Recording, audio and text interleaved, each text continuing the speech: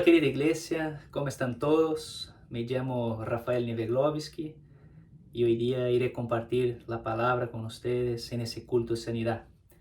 Permítame antes presentarme a los que no me conocen todavía. Estoy en la iglesia La Trinidad congregando hace un poco menos de un año. Soy brasileño, vivo en Chile junto a mi familia hace más o menos como 5 años. Y bueno, tengo 20 años como cristiano desde el día que entregué mi vida a Jesús y empecé a caminar en sus pasos, no más en los míos. Y así vengo transmitiendo y viviendo esa experiencia a lo largo de los años. Entonces, un nuevo momento ahora con la Trini. Feliz de estar con ustedes. Les considero familia ya, igual como la manera como han recibido a mí y a mi familia. Entonces, feliz de hoy día poder compartir esa palabra de Dios en ese culto de sanidad. El tema que yo separé hoy día para nuestra meditación acá se llama El perfecto amor echa fuera el temor, o en algunas traducciones, el perfecto amor echa fuera el miedo. Y el texto base, yo voy a leer ahora, está en el primer libro de Juan, en el capítulo 4, versículo 18, que nos dice así: En el amor no hay temor, sino que en el perfecto amor echa fuera el temor, porque el temor lleva en sí castigo, de donde el que teme no ha sido perfeccionado en el amor. Entonces, ese es un texto muy lindo, la palabra de Dios, pero un tema que muchas veces nos causa una dificultad de entender o de saber de qué manera enfrentarlo, ¿sí? Que es el tema del miedo. Y de verdad podemos decir que vivimos hoy día en una sociedad que está rodeada de miedo. A veces por un tema de enfermedad, otras por una situación de falta de seguridad, o hasta mismo por temas de desastres naturales que llevan hacia nosotros un temor o se levanta en forma de miedo. Sin embargo, por más que el miedo esté ahí en el entorno de la sociedad, jamás podemos permitir que entre en nuestro corazón y en nuestra mente. Entonces, el objetivo de la palabra de hoy o del mensaje de hoy es entender bíblicamente el origen del miedo, cuáles son las consecuencias o el impacto que causa en la vida de las personas y por fin de qué manera enfrentarlo y vencerlo. Empecemos entonces exactamente por el origen del miedo. Y cuando vamos a la palabra de Dios, cuando vamos a la Biblia, encontramos que la primera vez que el miedo aparece está registrado en la historia de Adán con Eva, en la historia de la humanidad, en Génesis capítulo 3, versículo 10, que nos dice: Y él respondió: Oí tu voz en el huerto y tuve miedo, porque estaba desnudo y me escondí. O sea, hasta entonces el hombre, al diseño original de Dios, no había sido creado para sentir miedo. El miedo no existía en los planes de Dios. Y él entra en la historia de la humanidad o entra en la vida del hombre a través de una mentira, a través de un engaño, que nosotros vemos en el versículo 13 del mismo Génesis 3, que nos dice: Entonces Jehová Dios dijo a la mujer: ¿Qué es lo que has hecho? Y dijo la mujer: La serpiente me engañó y comí. La serpiente acá es Satanás. Y Satanás acá demuestra como padre de la mentira, que quiere hurtar, matar y destruir. Demuestra su fuerza o sus herramientas para intentar quitarnos de Dios o para intentar alejarnos de Dios. Y una de las herramientas de Satanás es el miedo. Entonces, la primera conclusión que llegamos es que el miedo no proviene de Dios. El miedo proviene de la mentira y del engaño de Satanás, que quiere alejarnos de nuestro Dios. Y lo que quiero revisar con ustedes es exactamente las consecuencias, porque ahí Ahí es algo que tenemos que trabajar. Para ejemplificar las consecuencias y tener más claro el impacto que causa en la vida del hombre, yo quiero traer dos ejemplos de los discípulos en momentos donde tuvieron miedo. Ambos están en una tempestad o en una situación que enfrentan una tempestad. Y el primero, en la primera tempestad, es ese pasaje bíblico que dice que Jesús dormía en la barca y ahí los discípulos estaban reunidos, había una gran tempestad y ellos tenían miedo. Está en Mateo 8, 26, nos dice Jesús diciendo a ellos: ¿por qué teméis, hombres de poca fe? Entonces, levantándose, reprendió a los vientos y al mar y se hizo grande bonanza. O sea, percibimos claramente el miedo entrando en la vida de los discípulos. Y el primer impacto que vemos es que causa alguna cosa en su fe. O sea, Jesús dice: ¿por qué teméis, hombres de poca fe?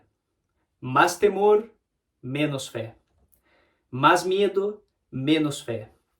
Entonces, la primera consecuencia que percebemos cuando el miedo entra en nuestras vidas es que el miedo intenta quitar la fe o alejar la fe de nosotros. La fe verdadera, la fe profunda. La fe descrita en Hebreos 11:1 que dice que es nuestro firme fundamento. Entonces, mira cómo Satanás usa el miedo para atacar nuestro firme fundamento, que es la fe. Y Pablo dice que sin fe es imposible agradar a Dios. Satanás empieza a dominar nuestro ser, nuestra mente, nuestro corazón, porque ataca nuestro firme fundamento, nuestra fe. Entonces, mira el cuidado que debemos tener. El primer ataque, aléjanos de la fe. Después, si vamos a otro pasaje bíblico, en una otra tempestad, cuando los discípulos están ahí preocupados, Jesús no está en el barco ahora, pero dice que él viene caminando sobre el mar para encontrarlos. Y al venir caminando sobre el mar, en Mateo 14:26, dice que los discípulos lo miran y, viéndolo andar sobre el mar, se turbaron, diciendo: un fantasma, y dieron voces de miedo. O sea, el miedo una vez más entrando en la vida de los discípulos. Y ahora, ¿qué causó el miedo? Aparte de la fe que ya vimos, de alejar la fe, hombres de poca fe, ahora el miedo ataca el discernimiento. El miedo quita de ellos el discernimiento. Ellos miran a Jesús, pero ven un fantasma. Ya no alcanzan más discernir las cosas de Dios. Ya no alcanza más discernir las cosas del cielo. Y así hace Satanás con nosotros, o intenta hacer. Cuando el miedo va entrando en nuestro corazón y nuestra mente, además de alejar nuestra fe, empieza a quitar el discernimiento. Ya no encontramos más solución a través de las cosas espirituales de Dios. Ya no vemos más valor, ya no tenemos más ánimo, ya no tenemos más ganas de estar en los cultos, en la presencia de Dios, porque ya no vemos más essa presença gloriosa de nuestro Salvador. Quita el discernimiento, es un fantasma. No es más nuestro Jesús Salvador. É uma consequência grave. E o adversário ataca uma terceira vez aún, ou uma terceira consequência, quando vemos que Jesus vem caminhando sobre o mar e nesse momento ele invita a Pedro a venir caminhando com ele. E Pedro empieza a caminhar.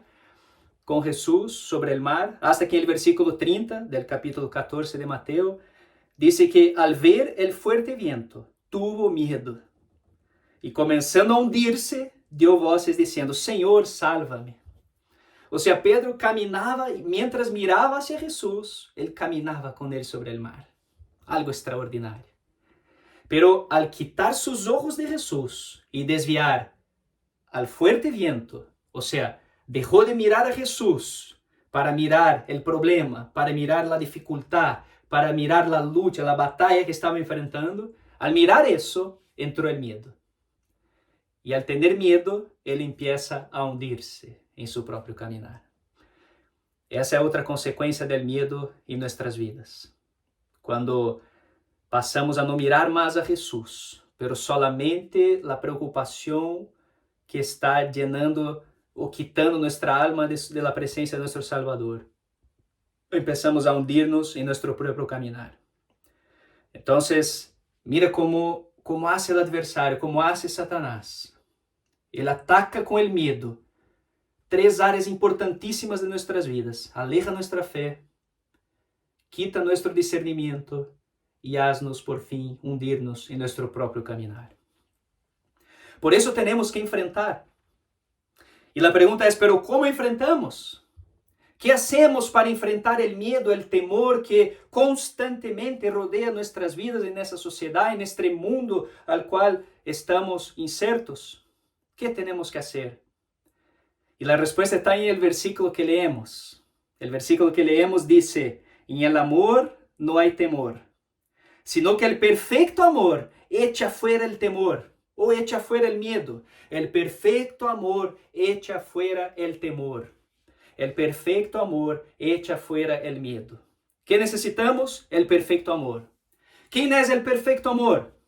Vamos a Juan, capítulo 3, versículo 16, que dice, de tal manera amó Dios al mundo, que ha dado a su Hijo unigénito, para que todo aquel en quien Él cree no se pierda, mas tenga vida eterna. La personificación del amor se llama Jesucristo. Jesús es la respuesta. Jesús es el perfecto amor que irá echar fuera el miedo de nuestras vidas. Entonces, lo que necesitamos es creer eso de todo nuestro corazón y invitar a Jesús. Jesús entra en mi vida, entra en mi mente, entra en mi hogar, entra en la situación que estoy enfrentando, entra en la batalla que estoy pasando. Ayúdame, Jesús. Y yo quería ahora brevemente hacer una oración por eso. Antes de proseguir el mensaje, si hay algo en tu vida, si hay algo en tu hogar, si hay algo en tu caminar con Jesús que te está causando miedo, que te está quitando la fe, alejándote de la fe, quitando el discernimiento de tu vida, que está haciendo hundirse en tu propio caminar, en ese momento yo quiero orar para declarar sanidad sobre tu vida. Yo quiero orar para declarar que está liberado de todo eso, para que puedas proseguir como un hijo de Dios que ha encontrado y que vive ese perfecto amor. Ore conmigo ahora, cierre sus ojos y haga una oración con todo tu corazón, con toda tu alma, con toda la fe que tienes ahora, para decir, yo iré a alejar el miedo de mi vida ahora, porque voy a permitir que el perfecto amor entre en la situación que estoy enfrentando. Señor Jesús, yo abro mi corazón ahora para ti. Declare eso. Toma conta de todo mi ser, Jesús. Te doy libertad para quitar todo el miedo que me rodea, para liberarme de todo temor. Y anulo ahora toda mentira que fue plantada en mí. Yo soy hijo de Dios. Sí, somos hijos de Dios. Nací de nuevo con Jesús en la cruz. Y declaro ahora, en nombre de Jesús, que soy libre de todo engaño, libre para adorar. Ah, Espíritu Santo, ven. Ven, Espíritu Santo. Domina todo mi ser. Controla mi mente y lléname de fe. Amén. Amén, mi querido, mi querida hermana, mi querido hermano. Yo creo por la fe de que al hacer esa oración ya estás liberado de ese temor y de ese miedo, porque has permitido y dado libertad para que el perfecto amor que es Jesús entre ahora en tu vida y en la situación que estás enfrentando. Pero hay una situación aún que tenemos que aclarar o que estudiar acá. Una vez que estamos liberados como ahora, que yo creo que así estamos, liberados del miedo, sanos, estamos sanos, declaro eso, hogares sanos en la presencia de Jesús ahora, en nombre de Jesús. Esos hogares que me escuchan están sanos. Pero de qué manera ahora vamos a enfrentar para que ese miedo, para que ese temor no vuelva a entrar, no vuelva a entrar en nuestro hogar, no vuelva a entrar en nuestras vidas? ¿De qué manera voy a enfrentarlo? Y vamos a encontrar la respuesta en la palabra de Dios. La respuesta está exactamente en los mismos textos o pasajes bíblicos que leemos de las tempestades. En Mateo 14, en ese momento que Jesús camina sobre el mar y que ellos miran a Jesús y piensan ser un fantasma, en el versículo 27 dice que enseguida Jesús les habló diciendo: tened ánimo, yo soy, no temáis. Enseguida Jesús les habló. Vemos aquí una primera acción de Jesús. Él habla. Jesús habla para quitar el miedo. Y la palabra de Jesús, el verbo de Jesús, es lo que tenemos en mano. Es nuestra Biblia. La Biblia es un libro inspirado por Dios. La Biblia es un regalo de Dios. La Biblia es la propia palabra de Dios. Es Dios hablando con nosotros. Entonces, cuando Jesús habla, el miedo se va. Cuando leemos la Biblia, Jesús está hablando con nosotros. Y al leerla, el miedo se va. Entonces, mis queridos, aquí está la primera herramienta que tenemos para enfrentar el miedo y no permitir que él vuelva en nuestras vidas una vez ya liberados. La primera herramienta se llama Biblia, palabra de Dios. Tenemos que leerla, tenemos que estudiarla, tenemos que escudriñarla, tenemos que vivirla, tenemos que amarla, porque la palabra de Dios es una herramienta poderosa para no permitir que el miedo entre en nuestras vidas. La segunda acción de Jesús, en el versículo 31, cuando Pedro, en el versículo anterior, empieza a hundirse, porque le faltó fe, él tuvo miedo, y él empieza a hundirse. Versículo 31 dice: al momento Jesús, extendiendo la mano, le dijo: hombre de poca fe, ¿por qué dudaste? Ahora Jesús toma una segunda acción. Él extiende la mano. Extender la mano de Jesús era entregar su cuerpo para salvar a Pedro. Entregar su cuerpo para salvar a nosotros. Él hizo eso en la cruz. En la cruz Jesús entregó su cuerpo. Él entregó su cuerpo en sacrificio por amor a nosotros para rescatarnos, para salvarnos. Y al resucitar, vencer la muerte, resucitar, la Biblia dice que Jesús entonces aparece a los discípulos y luego desaparece entre las nubes, sube al cielo, pero el Espíritu se queda. El cuerpo de Jesús se hace invisible para se tornar visible ahora en la iglesia. La iglesia es el cuerpo visible de Jesús, llena del mismo Espíritu de Dios que estaba sobre Jesús. La segunda acción de Jesús fue entregar su cuerpo. Y esa acción hoy para nosotros es la iglesia de Dios. Es la iglesia, cuerpo de Jesús. Esa iglesia es una herramienta poderosa que tenemos para enfrentar el miedo, para no permitir que él vuelva en nuestras vidas. Pero ¿cómo? ¿Cómo la iglesia es esa herramienta? La comunión con la iglesia. Participar de los cultos. Participar de las actividades con los ministerios. Pedir ayuda en los ministerios. Ser vulnerable. Abrir el corazón, decir: yo necesito que ore por mí. Pedir consejo al ministerio, a los pastores. Eso es trabajo del cuerpo. Es el cuerpo de Jesús extendiendo la mano para salvar, para ayudar. Esa es la segunda herramienta que tenemos a nuestra disposición, que nos regaló Jesús para enfrentar los días difíciles, para enfrentar los miedos. Y la tercera herramienta, o la tercera acción de Jesús acá, ocurrió en el versículo 32, que dice: él sube en la barca y calma el viento. Y cuando ellos subieron en la barca, se calmó el viento. Él sube en la barca y calma el viento. Esa acción es la acción del Espíritu Santo en nuestro medio hoy. El Espíritu Santo sube en la barca, Él entra en nosotros, Él entra en la iglesia, Él entra dentro de nosotros, habita en nosotros y Él calma el viento, Él opera, Él se manifiesta de manera sobrenatural. Las manifestaciones del Espíritu Santo, el sobrenatural de Dios, los dones espirituales, son otra herramienta para vencer el miedo, para alejar el miedo, para no permitir que el miedo jamás entre nuevamente en nuestra vida.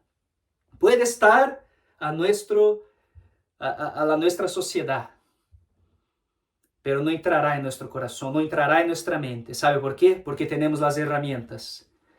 Tenemos Biblia, la palabra de Dios. Tenemos la iglesia intercediendo por nosotros, amando a nosotros, cuidando de nosotros, el cuerpo de Cristo, extendiendo las manos. Y tenemos el Espíritu Santo, el Consolador, aquel que se manifiesta, aquel que habla, aquel que opera de manera sobrenatural. Vivamos eso, iglesia.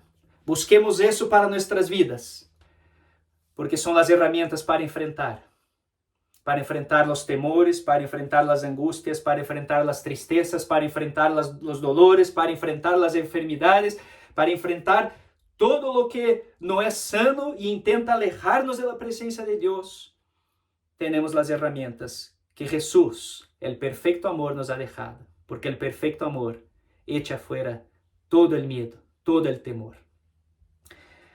Yo quería seguir ahora comentando sobre algunos hombres de Dios que con una palabra cambiaron sus vidas o tuvieron aliento suficiente, aliento de vida para seguir en la misión, seguir en su proyecto. A veces es una palabra que uno necesita, es una palabra de aliento, es una palabra de orientación, es una palabra de sabiduría, es una palabra del Espíritu Santo. Y Dios está siempre hablando, Dios habla con nosotros, Dios está siempre hablando. Él nunca dejó de hablar con nosotros. Y yo quería compartir aquí algunos ejemplos de eso. En el Antiguo Testamento, por ejemplo, vemos a Josué, que una vez escuchó de Dios: mira que te mando, que te esfuerces, que seas valiente, no temas ni desmayes, porque Jehová tu Dios estará contigo en donde quiera que vayas. Qué palabra de aliento. Con esa palabra, Josué, que temía liderar el pueblo después de la muerte de Moisés y no sabía muy bien si tendría éxito en eso, pero con una palabra de aliento, él ha proseguido en su misión, en su jornada, en su camino, en su llamado, para no dejar de cumplir lo que Dios tenía para su vida. Otro ejemplo, José, esposo de María, una vez escuchó de un ángel de Dios: José, hijo de David, no temas recibir a María, tu mujer, porque lo que en ella es engendrado del Espíritu Santo es. Qué interesante también. José ahí había conocido a María, quería construir una familia con ella, y en ese momento María, una joven, adolescente, embarazada, y él con esa duda: ¿cómo me voy a casar con una mujer que ya está embarazada? Pero el ángel de Dios lo visita y le trae una palabra de aliento. Eso es del Espíritu Santo, José. Confía en Dios. Y José confía en la palabra, y esa palabra fue la palabra de aliento para José abrazar a María, abrazar a su familia y cumplir su llamado, cumplir su misión. Otro que ha recibido palabra de aliento para proseguir en su llamado y su misión fue Nehemías. Nehemías un día oró a Dios: acuérdate, Dios mío, de Tobías y de Sanballat, conforme a estas cosas que hicieron. También acuérdate de Noadías, profetisa, y de todos los otros profetas que procuraban infundirme miedo. Mira, cuántos: Tobías, Sanballat, la profetisa Noadías y tantos otros profetas intentando infundir miedo en la vida de Nehemías, para impedir que Nehemías cumpliera su misión, su llamado. Mira cómo Satanás intenta impedir nuestros éxitos, nuestra misión, nuestro llamado con Dios, intentando infundir miedo. Ele usa essa herramienta, el miedo, Porque já vimos que esse medo pode alejar a fé, quitar discernimento, hundir nosso caminhar. Então, o adversário usa. Pero Neemías ha seguido com Deus, orando, ayunando, buscando a face de Deus. E disse que essa dedicação, essa determinação de Neemías ha movido na fé que mueve barreiras, ha derribado seus inimigos. Né? Muitos los ameaçavam, diziam, como pode, né? Diziam coisas terríveis a eles, burlas, insultos. Dizia, que crees que vão ser essa banda de judíos pobres e débiles? Mira como chamavam eles. Difícil, não? Difícil. Essa banda de judíos pobres e débiles. ¿Crees que puedes construir o muro em um dia se ofereces muitos sacrifícios a su Deus? Burlando, insultando. Muitas vezes recebemos tantas burlas, insultos, pero não podemos frenar nosso chamado. Não podemos temer. Não podemos deixar que o medo nos domine, porque o perfeito amor que Jesus está com nós e nos ha regalado as ferramentas para vencer, para pelear. A palavra de Deus, a igreja, o sobrenatural do Espírito Santo. Isso todo temos. Interessante que Neemías, ele sigue fuerte com a palavra, ele recebe uma palavra, e no capítulo 2 diz, fortaleceram suas manos para a boa obra. Suas manos foram fortalecidas para a boa obra. E a Bíblia depois relata que em 52 dias, por mais que havia tantas ameaças, os muros foram reconstruídos em 52 dias. Um milagre de Deus, porque Neemías siguió valiente, creyendo de que havia algo maravilhoso de Deus para sua vida. Ele não deixou o temor e o medo dominar a ele. Eu queria deixar também uma palavra a ti.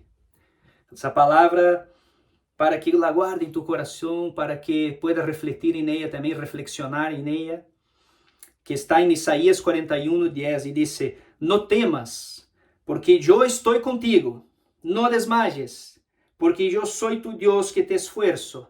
Sempre te ajudaré, sempre te sustentaré com a diestra de mi justicia. Que palavra de aliento para nossas vidas, tão maravilhosa. É uma palavra que nos dá a certeza de que seremos vitoriosos, de que tendremos éxito em nossa missão. Quando se levante uma situação que te quiera impedir de prosseguir, busca essa palavra e declare: maior és quem está comigo, porque Ele sempre está comigo, Ele sempre me ajuda, Ele sempre me sostiene com a diestra de sua justiça. Toma essa palavra como uma verdade em sua vida, llévala para dentro de ti, e assim cumprirás toda a sua missão e seu chamado. Para terminar, me gostaria também mencionar o conhecido Salmo 23, em el versículo 4, diz assim: aunque ande em valle de sombra de muerte, no temeré mal alguno, porque tu estarás comigo, tu vara e tu cajado me infundirán aliento. Mira, Satanás usa o medo e suas ferramentas para infundir medo. E acá, o buen pastor usa a vara e o cajado para infundir aliento. Acá está a resposta. Acá está todo o que necessitamos. Em oração, tu vara, Davi dizia, tu vara e tu cajado me consuelam. A palavra vara acá se traduz em hebreu chebet, que significa cetro ou bastão, ou seja, era como um bastão usado para defender del peligro, ou seja, para alejar a los animales peligrosos, para luchar com os animales peligrosos que intentavam atacar o rebanho. Para isso servia a vara, esse bastão.